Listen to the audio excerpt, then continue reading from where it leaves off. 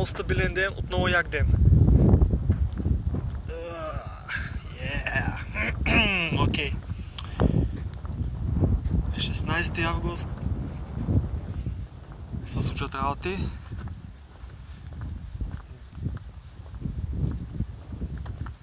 Леко ветровито, температурата около 22-3 градуса.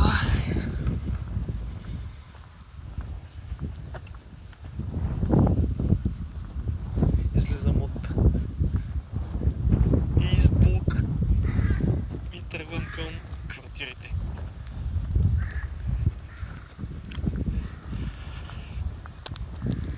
Случай е такъв, че духа много, а аз също съм по къс ръкав.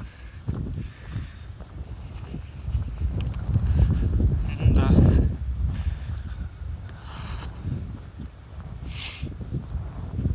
Така се случват работите, че аз съм по къс ръкав.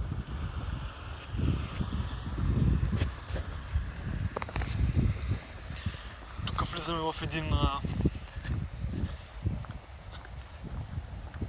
затъмнен участък без слънце, което температурата драстично пада с едно 5-6 градуса. Но няма как. И това ще мине. И това ще мине. Интересно е, че самите къщи са разположени на слънчев участък, така че едно и също просто вече няма смисъл да се обяснява това. То стана ясно къде се намираме, какво правим. Най-вече. Така. Значи, мога да се обърне внимание към този комин. И някакъв кран, който е много висок. Стига почти до комина. Този кран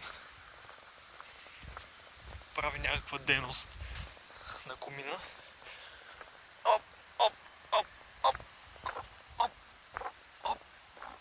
Опа! Малко се срязах. Как да е? Пистарче са някаква. Беше това. Как да е? Знаете ли какво? Аз ще направя един трип. Please keep clear. Reserved for disabled members. Резервирано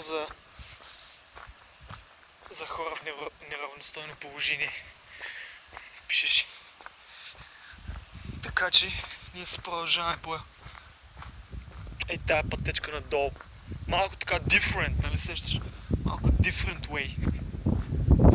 Малко different way. Слънчево е. Това е добре. Снимаме от 3 минути и 20 секунди. Цък, цък, цък. Часът е около 1:30. Цък, цък, цъкаме си. Влизаме в един участък, наречен под тунела. Айде, хватай. Така. Всъщност този участък е много интересен, защото излизам почти до къщичките, където живеем. С една подробност, че съм малко по-отдолу. Значи интересен факт е тук, че има много зайчета, разни катерички и много гарги, чайки и такива разни птици.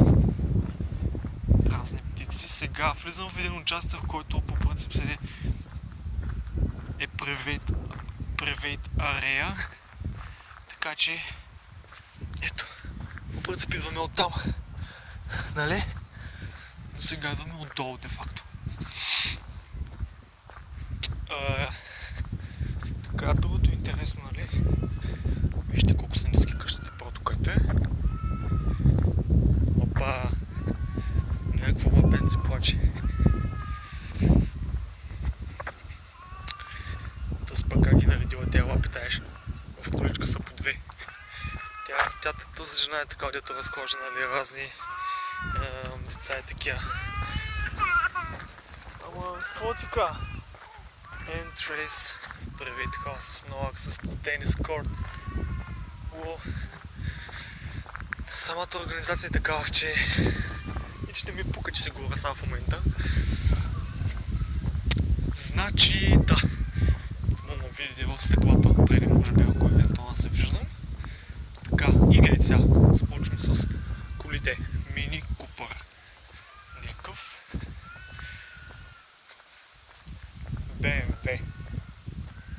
Някакво. Нали? Опа, обръща ми. Това е някаква британска фирма на Opel. Vectra. За първи път виждам такива модели. Volkswagen, някакъв умрял. Punto още по-умрял.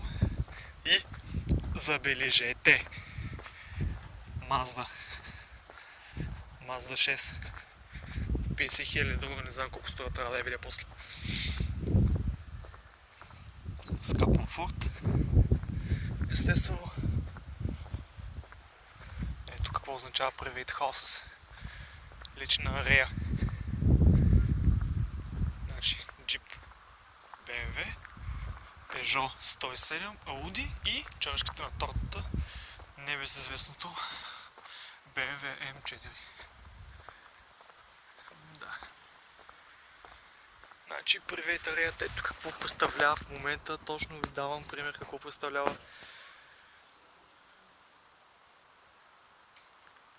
Къщите, където живеем. В един слънчев летен ден или почти есенен ден на къщите, където живеем. Правят 360 градуса панорама, да ви стане ясно колко е яко. Окосената тръва и всичко останало. Ето. Първият етаж, ние сме тук отгоре. Спирам, защото клипа стана 7 минути и половина. Ето за нормална крачка за 7 минути и половина стигам от болницата до тук. До скоро, виждане.